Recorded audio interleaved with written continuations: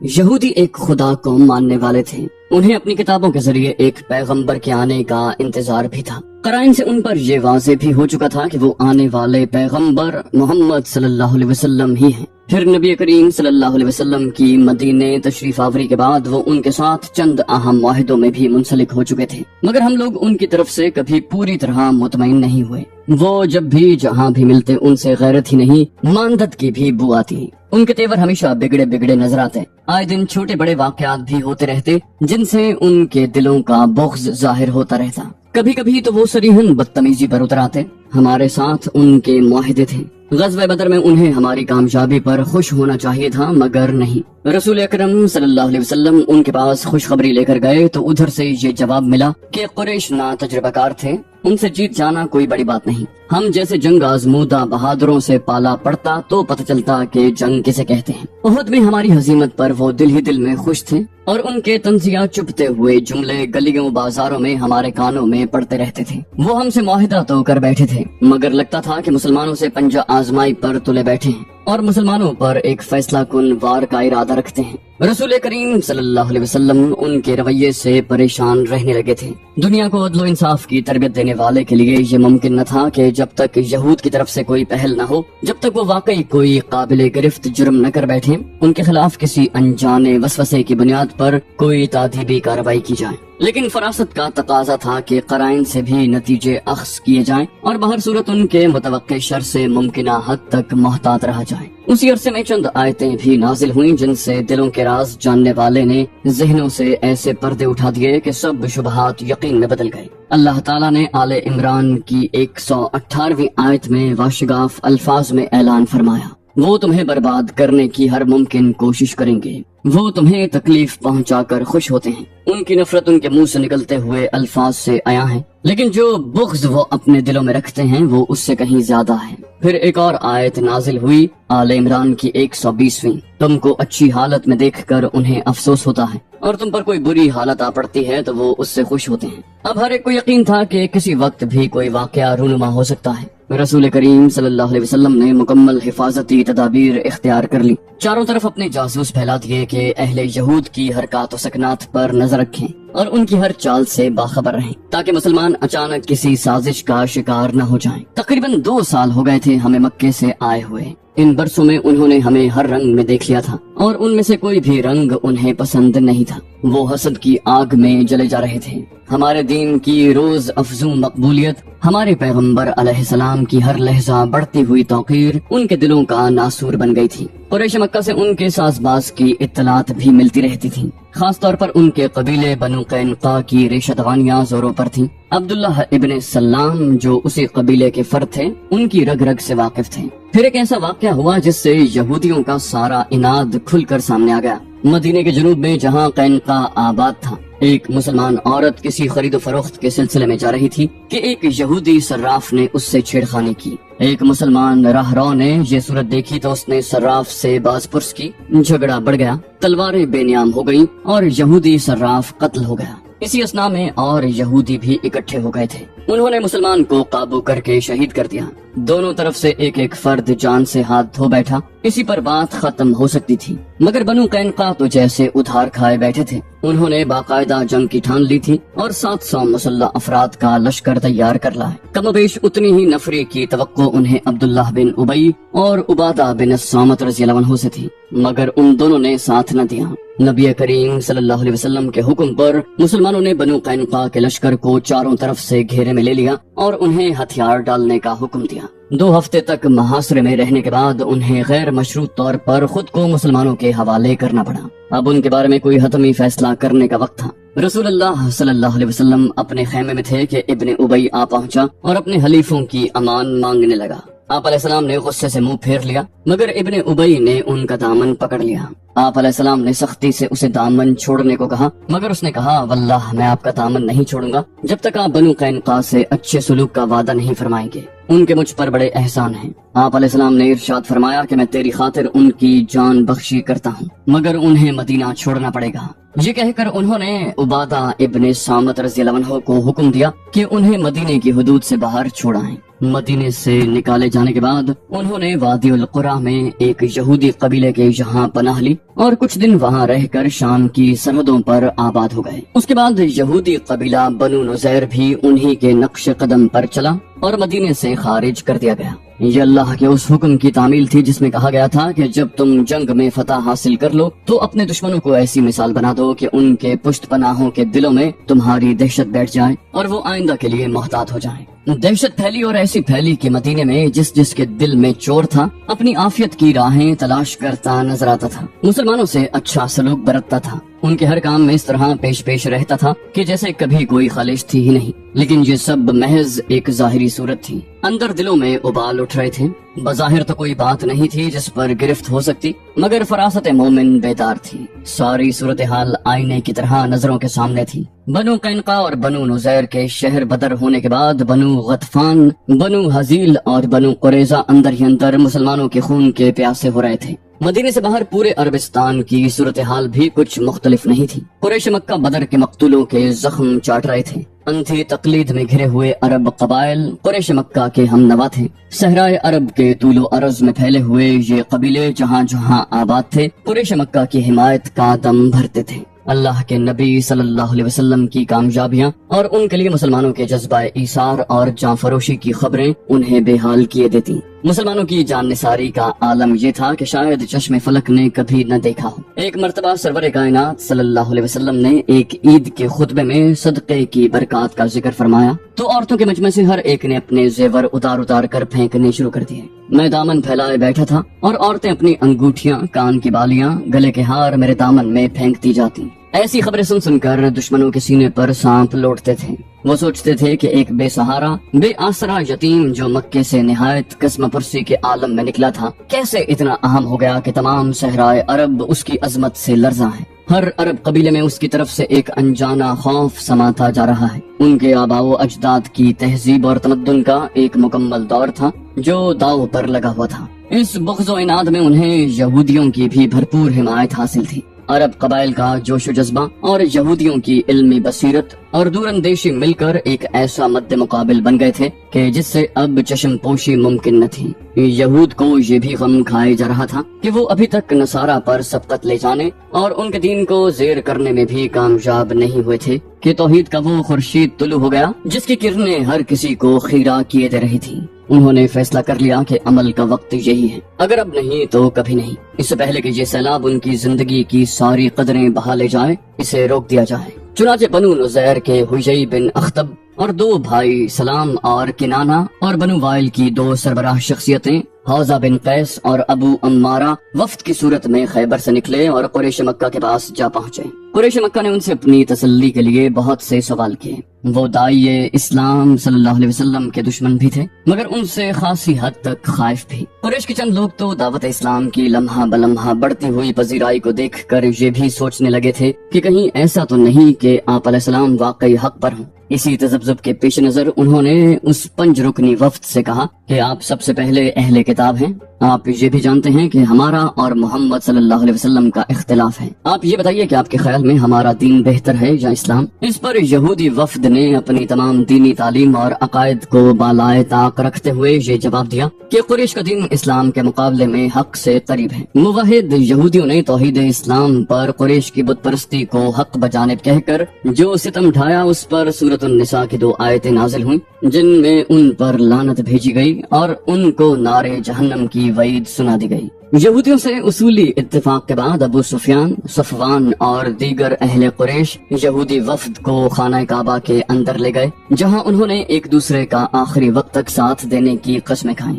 قریش سے خاطر خواہ ملاقات کے بعد حیی بن اخطب کو وفد کی بڑی تقویت حاصل ہوئی۔ اس وفد کے اراکین نے فیصلہ کیا کہ اب جبکہ انہیں قریش کی حمایت حاصل ہو چکی ہے باقی قبائل کی طرف بھی رجوع کیا جائے، ان کی عرب عصبیت ابھاری جائے، جس قبیلے کو داعیان اسلام سے کوئی صدمہ پہنچا ہے ان کے زخم ہرے کیے جائیں، ان پر نمک پاشی کر کے اپنے مذموم مقاصد حاصل کیے جائیں۔ چنانچہ یہ وفد فردن ہر اس قبیلے کے پاس پہنچا جن کا کوئی فرد مسلمانوں کے ہاتھوں مارا گیا تھا یا جسے مسلمانوں سے کسی قسم کی رنجش تھی۔ انہیں شہدی اپنی بھرپور حمایت کا یقین دلایا انہیں بتایا کہ قریش مکہ بھی ان کی معاونت کریں گے۔ ان کے سامنے ان کی بت پرستی کی توصیف میں زمین و آسمان کے قلابے بھی ملائے۔ بنی اسد فوراً رضامند ہو گئے۔ بنو غطفان سے یہ وعدہ کیا گیا کہ اگر وہ مشترکہ جنگ میں قریش کا ساتھ دیں تو انہیں خیبر کی کھجوروں کی فصل کا نصف حصہ دیا جائے گا۔ اس طرح بنو غطفان کے ذیلی قبیلوں یعنی فزارہ، مرہ اور اشجع سے 2000 کی نفری ہمارے دشمنوں کے ساتھ شامل ہو گئی۔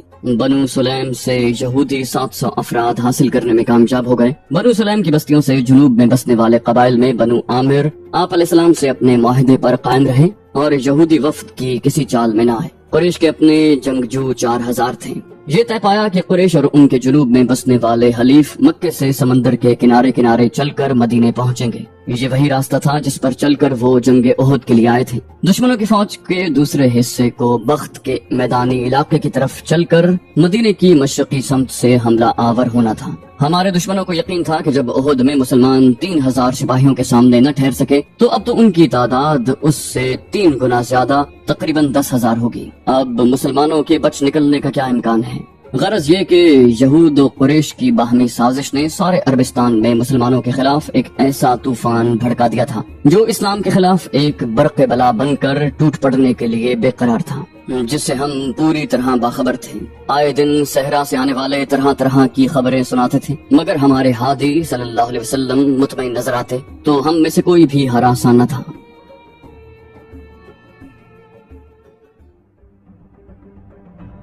اے دشمن خدا، ہم انشاءاللہ ضرور آئندہ سال بدر کے میدان میں تیرا انتظار کریں گے۔ پیغمبر اسلام صلی اللہ علیہ وسلم کا یہ اعلان جو انہوں نے احد میں ابو سفیان کا چیلنج قبول کرتے ہوئے میری زبانی ابو سفیان کو سنایا تھا، ہمیں بھی یاد تھا، ابو سفیان کو بھی، اور سارا عربستان اس مارکے کا منتظر تھا۔ ہر قبیلے میں اس پر قیاس آرائیاں ہو رہی تھیں۔ جوں جوں وقت قریب آتا جا رہا تھا ان قیاس آرائیوں میں اضافہ ہوتا جاتا تھا۔ ابو سفیان نے احد سے چلتے چلتے اپنے دل کی بھڑاس ضرور نکال لی تھی، مگر اس کا یہ بڑا بول اب اس کے گلے کا پھندا بنا ہوا تھا۔ صورتحال یہ تھی کہ سارے عربستان میں قحط پڑا ہوا تھا۔ مکے سے ہزاروں گھوڑوں اونٹوں کو لے کر بدر جانا اور وہاں ان حالات میں ان کی خوراک کا بندوبست کرنا ممکن نہیں تھا۔ مدینے والوں کو آسانی تھی کہ بدر ان سے چند میل کے فاصلے پر تھا۔ وقت سر پر آ گیا تھا اور ابو سفیان پریشان تھا۔ چیلنج اس نے خود کیا تھا اور وقت مقررہ پر اگر وہ اپنی فوج کو لے کر بدر نہ پہنچا اور مدینے والے پہنچ گئے تو سارے عرب میں اس کی ساکھ ہمیشہ کے لیے ختم ہو جائے گی۔ قریش کا منہ کالا ہو جائے گا۔ وہ اور سہیل بن عمر کئی دفعہ سر جوڑ کر بیٹھے، مگر مسئلہ حل طلب تھا اور حل طلب ہی رہا۔ سوچ سوچ کر دونوں نے فیصلہ کیا کہ اپنے مشترک دوست نعیم بن مسعود کو راز میں لیا جائے۔ بنو غطفان کا یہ شخص جوڑ توڑ کا ماہر تھا۔ سارے عرب کے سربراہ لوگوں سے اس کے مراسم تھے۔ ابو سفیان نے جیسے ہی نعیم سے بات چھیڑی، وہ معاملہ فہم شخص ساری بات سمجھ گیا۔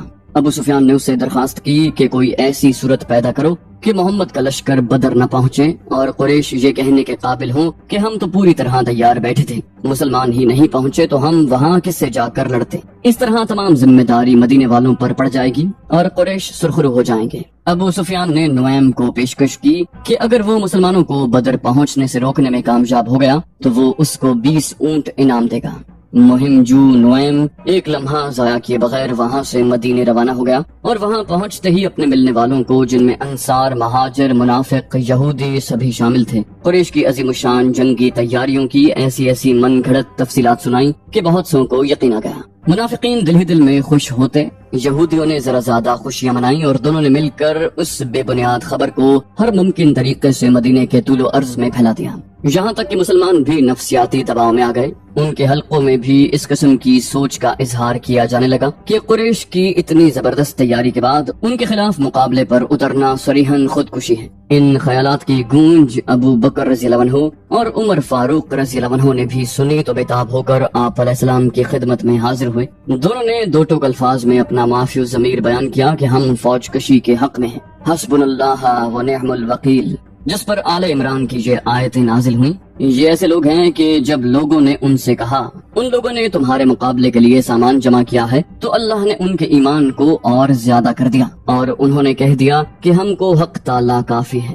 اور وہی سب کام سپرد کرنے کے لیے اچھا ہے۔ بس یہ لوگ خدا کی نعمت اور فضل سے بھرے ہوئے لوٹے اور انہیں کوئی ناگواری ذرہ بھی پیش نہ آئی۔ اللہ کے نبی صلی اللہ علیہ وسلم نے ابو بکر رضی اللہ عنہ اور عمر رضی اللہ عنہ کے الفاظ سن کر فرمایا، میں بدر پہنچوں گا خواہ مجھے تنہا ہی کیوں نہ جانا پڑے۔ ان الفاظ کی گونج سارے مدینے میں سنائی تھی۔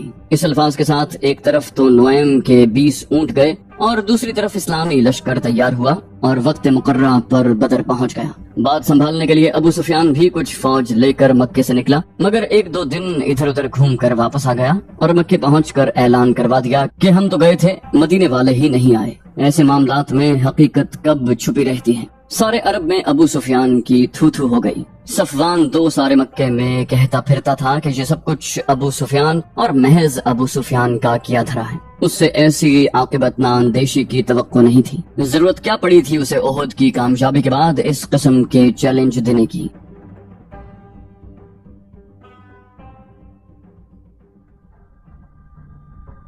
آج دمشق کی اس پرسکون فضا میں ان حالات کا تصور بھی مشکل ہے، لیکن ہجرت کے 5ویں سال موسم سرما میں جب مدینے میں عرب قبائل کے اجتماعی حملے کی تیاریوں کی خبریں پہنچی تو ہماری پریشانی کی کوئی حد نہ رہی۔ خبر ملی کہ مکے میں دار الندوہ میں قریش کا ایک اجلاس ہوا ہے جس میں قریش کا علم جنگ لہرایا گیا ہے۔ عثمان بن طلحہ کو علم برداری کا منصب سونپا گیا، شاید اس لیے کہ احد میں یہ منصب عثمان کے باپ کو دیا گیا تھا اور وہ مسلمانوں کے ہاتھوں قتل ہو گیا تھا۔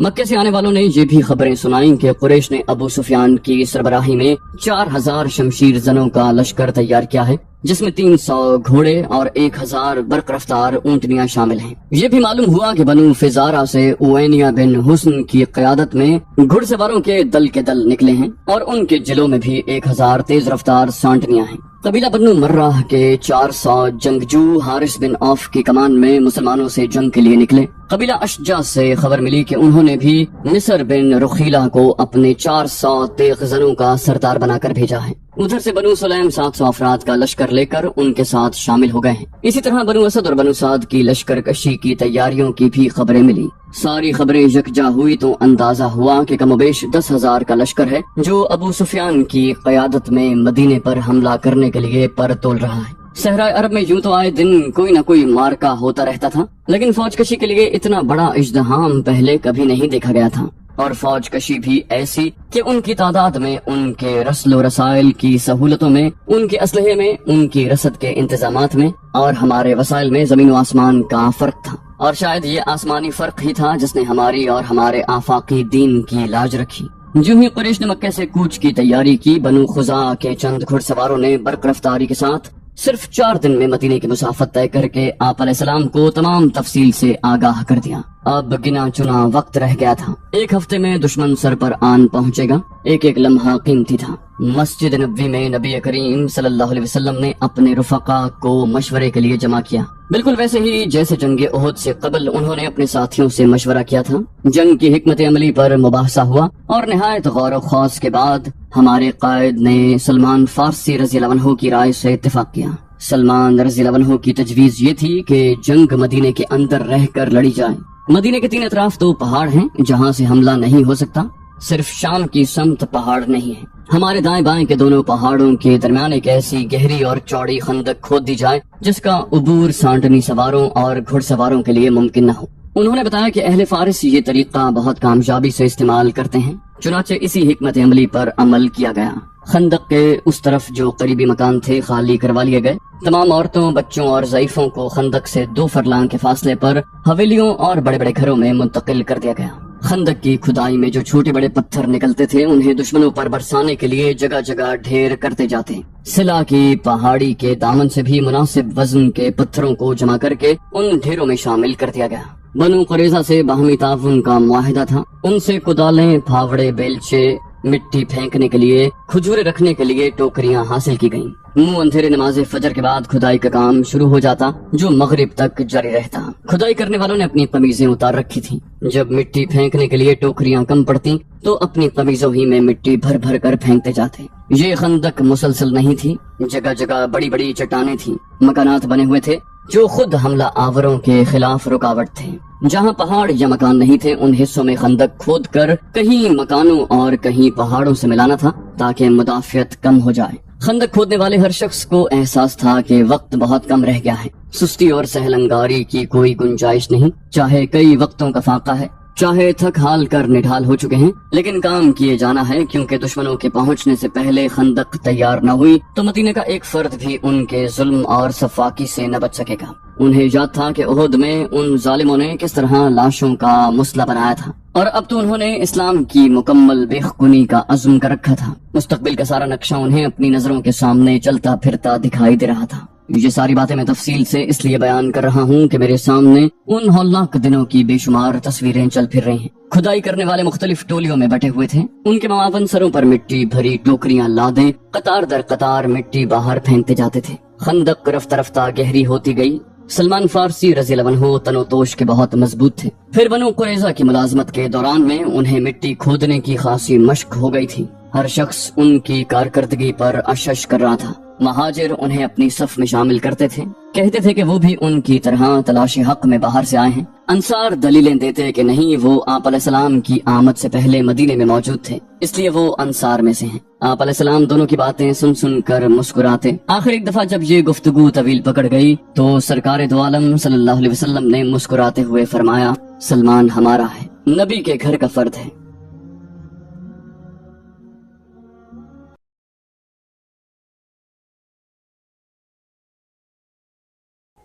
تو دوستو یہ تھی ہماری آج کی ایپیسوڈ۔ امید کرتے ہیں آپ کو ہماری ایپیسوڈ پسند آئی ہوگی۔ جانے سے پہلے اس ویڈیو کو لائک، شیئر اور کامنٹ کرنا مت بھولیے، اور اگر آپ ہمارے چینل پر نئے ہیں تو اسے سبسکرائب کیجیے اور بیل آئیکن پر کلک کیجیے تاکہ آپ کو تمام ویڈیوز فوراً ملتی رہیں۔ اگلی ویڈیو تک کے لیے اپنا خیال رکھیے۔ اللہ حافظ۔